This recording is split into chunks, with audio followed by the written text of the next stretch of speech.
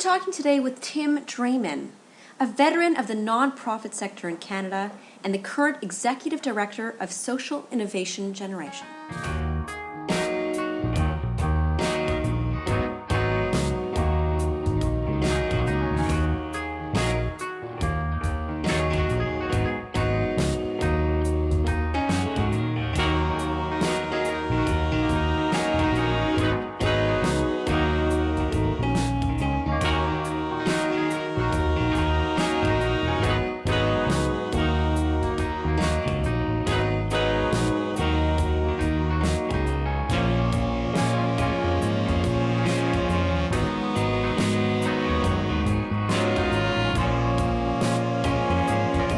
Who don't know what social innovation is, can you first provide a definition? What to you is social innovation? Great. Well, I think we have a number of different views on what social innovation is, and I think that's really good. So at the less complicated end, social innovations are new ideas that meet unmet needs. That's one that Jeff Mulgan uses. A lot of folks in Europe talk about social innovations or innovations that are social in their means and social in their ends. A lot of people are very concerned that really impactful social innovations, as well as resolving a particular problem, would create more social capital among those people who participate in resolving the problem. Right. SIG, we have kind of a longer, more academic definition of social innovation, which I don't have at the top of my head, but it's basically a product, a process. It could be policy, a range of different things that in some way would change authority flows or resource flows and help shift us away from negative outcomes towards positive outcomes that would enhance resilience, reduce vulnerability. And so I think there's a broad range of ways of looking at social innovation, and in some ways I think too that we can think of social innovations that are very local, community-based. I can think of it as like a micro innovation that are just very good happening in a small local community, and there are those that are more kind of meso, that they cover a kind of broader range of things, and those that are more macro, that are really social innovations that have the capability of actually shifting a bigger system and bringing about a whole cascading set of positive outcomes. Okay. And so all of them are really, really important, and the ones that are more micro and meso actually inform the capacity of some of these larger scale systems changing innovations to happen. And what I think we've seen in the evolution of the world of social innovation, which I guess had its start a lot with the language and the development of the world of social entrepreneurs, is that there was a lot of focus on individual innovations. And as people have gained more experience in what those innovations are able to do and what they're able to illustrate about what could come later, is that there's an increasing level of interest in heading more towards the social innovations that are possible to have systemic impacts. Right, so systemic change, systemic impacts. Yeah. And I also was reading up on some elements of social innovation that is it a question of systems change in all different sectors working together for systems change? Is there some kind of cross-sectoral element to it, or only some people define it that way? I would say that obviously for high impact social innovations, there are ones that really are multi-sectoral, that really touch on more than one sector. There can be social innovations that are terrific that are just within one sector, but in actual fact, the broader the impact, you're basically having to leverage the involvement and the participation of other sectors. And so certainly I think that when we look around the world at some of the big social innovations that are taking place, especially those that are systems impactful ones, we're cognizant of the fact that people really have developed terrific skills at being able to partner with unusual suspects, and going from the nonprofit sector to partnering with business, or business together with government and nonprofits, and that's becoming increasingly important. One of the real opportunities, I think, too, is for us to be able to draw in the academic sector, helping the academic researchers and thinkers to find additional ways for them to be able to share the knowledge that they're generating with those people that are working on the front lines of social issues. We don't have an academic sector that's kind of organized to do that in a really profound way yet, but I think there's a lot of work that's happening around knowledge mobilization to bring that particular sector in on this. Okay, so if I would ask you, as a movement, the social innovation movement, and particularly focused in Canada, would you, like, when about did it start, and what was this sort of inspiration, the motivation for that movement? Well, that's a great question, and it's like an onion, and if we peel it down too far, we'll all start to cry, trying to figure out where the genesis of all this. So there is actually a really interesting document somebody produced about where does social innovation come from, and they used I think Google Trends or Google Books, and they discovered that the term, at least as Google picked it up, it started appearing in the early 1800s. So we've got about 200 years of the term happening, and this particular study that I'm thinking about actually had a bit of an evolution of what was implied by the use of the term. I talk about the fact that actually social innovations have been around as long as humankind has been along, as long as we've actually been ingenious in coming up with great ideas. But what's more interesting is it's only been in the last several decades actually that we've had a concerted focus on actually developing the knowledge around social innovation and in a sense decoding it. And I think that's been really exciting, and that maybe is one of the contributors to the movement coalescing. I don't know that there's a really robust movement, capital M, movement for social innovation. I think we have a number of different threads of different movements that come together that from time to time kind of gel in, and maybe it looks like there's a bigger social innovation movement. Obviously, we've had the whole movement around the nonprofit movement, around those people working on social change, social movements for social change, where social innovations have played a role. Like I think of was 1897 or 1898 when Adelaide Hoodless created the Women's Institute. Yes. You know, this is a woman who had just lost a child, and basically came up with this idea of convening women together to talk about what were the things that concerned them, and out of that came capabilities for those women and others to change their surroundings and to change the world, and the Women's Institute is now a global movement. It actually expanded to over 60 countries, but it started in Stony Creek, Ontario, and so that's over a century. So they've become a movement in a sense because some people say that the Women's Institute was the precursor for the women's movement. So I haven't been so focused on thinking about social innovation as a movement in and of itself. It's more as a progenitor of these capabilities for society.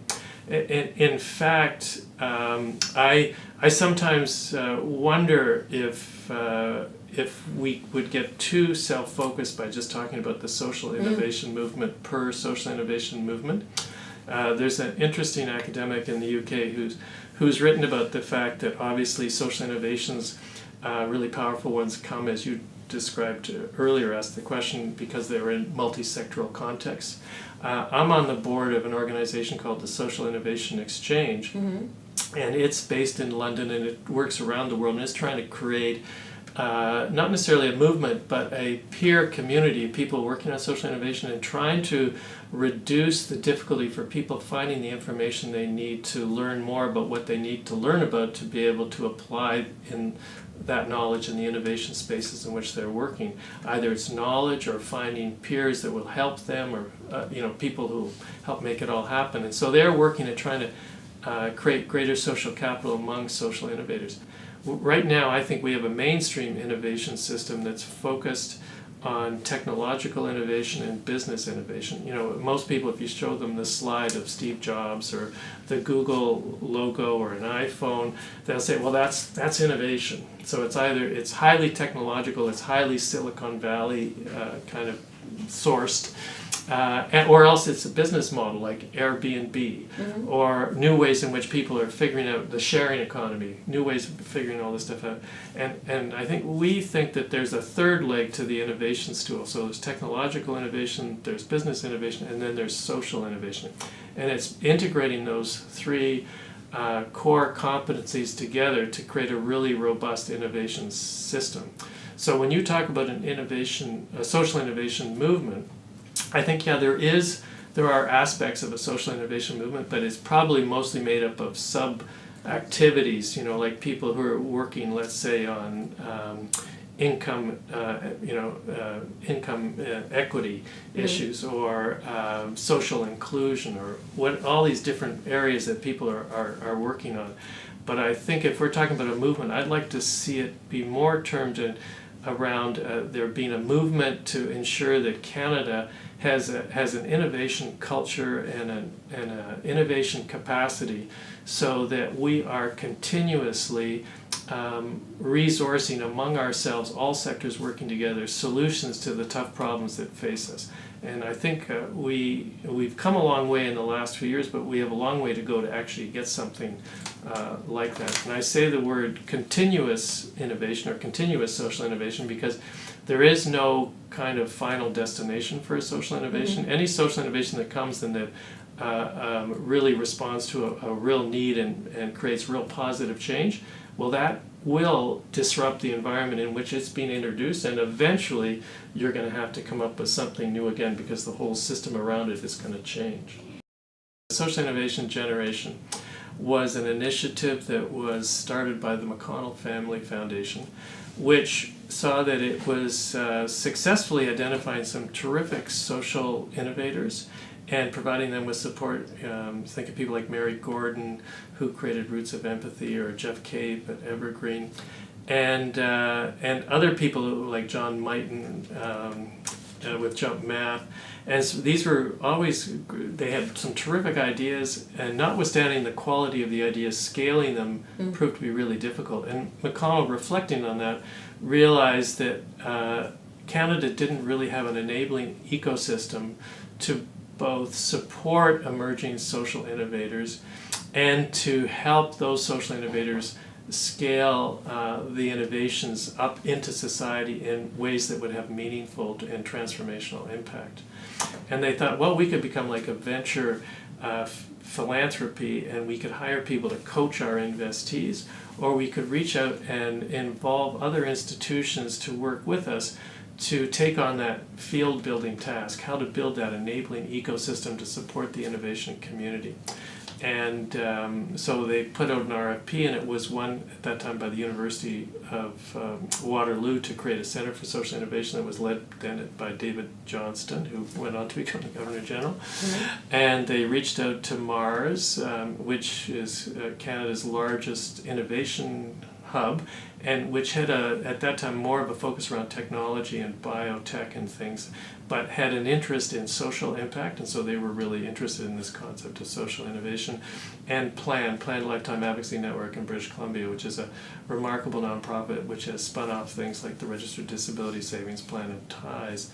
And so we were going to create a whole series of ways in which there would be a more enabling environment for Canadians, Canadian organizations, all Canadian sectors to be able to engage around social innovation. And so one of the outcomes was the creation of the Graduate Diploma in Social Innovation. So now we've had all these people who have gotten this training, this education, and some of it is now up online as MOOCs.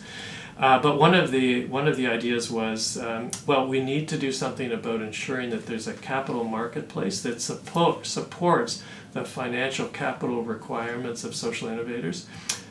So we realized it would be important to try to, in a sense, create that evolving capability of Canada to produce a finance stream for these people. So we created the idea of doing the task force on social finance, because at that time, if people are looking at the social innovation field, most of it was then grounded within charities and nonprofits, and the primary business model for those folks has been around grants from government or donations from the public. There's a little bit of history of social enterprise, but there wasn't very much of a notion of working capital, like where do you actually get the capital to be able to scale your organization in the ways that it needs to be scaled to have the impact that you want to have. And to be able to do that scaling, you need to be able to access other forms of capital besides just donations and grants. If we just restricted ourselves to donations and grants, we're really limiting what we think is the aspirational ability of a dynamic social innovation sector to make change. And so I'm looking now at your own bio, so the type of stuff that you were in, and how your experience and your background sort of brought you to where you are now as heading SIG and social innovation as sort of the central focus of what you do every day. So, nonprofit world, what sort of brought you here? And you spent a lot of time in the nonprofit sector, right? Right. Well, it's really interesting. I'm a big booster of the whole notion of people thinking about their careers through the lens of tri-sector athleticism. Like, because we were talking earlier about collaboration, I think it's the degree to which people have had an opportunity to work in business, to work in government, to work in the social sector. Those are fabulous learnings and attributes that they gain, and if they have worked in multiple ones, it makes it easier for them to be part of this kind of more collaborative, weaving and glue that we need. And I'd have to admit that I'm terrible because I've only really worked in the social sector, the nonprofit sector. That's okay. Starting off in international development and peace and conflict work, and then working on public policy and in the development of foundations. But I guess a common thread, which I didn't know at the time, but I see as a common thread through all that, was really working around innovation and trying to understand how we create a learning environment around what we're doing and try to develop some very deliberative and intentional ways in which we're trying to innovate new forms of generating the outcomes that we're trying to seek. And so one of the earliest examples, I guess, in my own career around that was I had spent a lot of time working around human rights in Central America. There were some really terrible civil wars underway. And with the encouragement, actually, of a really remarkable guy named Jeff Pearson, who headed up the Canadian Institute on International Peace and Security, I was involved with some academics and some social sector groups and human rights organizations, and actually creating what now is called citizen track diplomacy, where we tried to assist the possibilities of peace processes by having a nonprofit convene all the belligerents at a meeting that wasn't formal, where people had the opportunity of actually starting or deepening conversations that could lead to something that would happen in a more formal setting in terms of ending the wars that were underway. And so that actually was a form of social innovation, but didn't have real cognizance of that being the case, which is why when I look back today about my career, I say, wow, people today, they're in such a much stronger, more beneficial situation than I was, because now actually there's this whole field of knowledge that's building around social innovation. So if you're dealing with complex problems, there's actually people and resources and courses and TED Talks or whatever you can take advantage of that could help you save a huge amount of time to get to where you'd like to be. And probably one of the biggest kind of accelerators around that has been the development of social innovation labs and the whole creation of new intentional processes to make sure that you get all of the people who have a stake in a problem to be able to be brought together using very specific and well-developed tools to be able to tease out what would be the elements of a solution and then work your way towards those things and do quick prototyping, lean, frugal innovation to be able to come up with some great new things that can be deployed. What is it about you and your choices? What inspires you?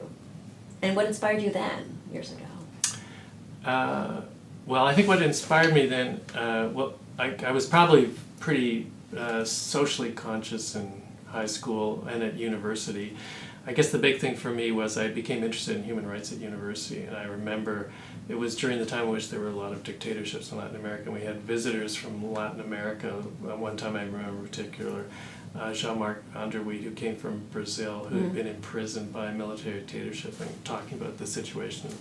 And, feeling, overwhelmed by how terrible the situation was there and how there were ways in which we could help, and that was reinforced by I was taking Latin American history and political science, and deciding I'd travel to Mexico, and I traveled to Texas, and then by plane, and then decided the cheapest way to get into Latin America was take the train. So I took a bus from San Antonio to Laredo in Texas. And sorry if this takes too long No, a story. And how long was that bus ride? I don't know, just a couple of hours, 2 or 3 hours. Yeah. But then walking across from Laredo, which is in Texas, to Nuevo Laredo across the Rio Grande River. And basically you've just been in kind of middle class, North America. Everything's recognizable to me as somebody who grew up in Toronto. And then I walk across like a bridge that's like 500 feet long, and all of a sudden I'm in an entirely different world. And I walk from the immigration at the border to the train station, and I take a train which looks like it's a train that was commissioned by Pancho Villa during the Mexican Revolution. It was just like ancient, and it would take over 24 hours to go from the border to Mexico City, and it stopped on a milk run in every small town in Pueblito between the border and Mexico City. And at every stop, the station platform would be filled with people either begging or kind of micro entrepreneurs just selling pens or Coca-Cola or potato chips. And I guess that whole trip of just sitting in a train car for 24 hours going from the middle class to the third world, I just couldn't get over, because obviously I wasn't very well prepared, about how basically you could cross over just a few hundred feet of geography and the world would be so entirely different. And for some reason we had organized the world to be that way. And did we have to organize the world to be that way? And maybe there would be another way in which we could organize the world that wouldn't have all these people living in such poverty, or people living under military dictatorships in Brazil, or whatever it was. So I think that just planted a pretty big seed in me about we can change the world, and what are ways in which we could change it.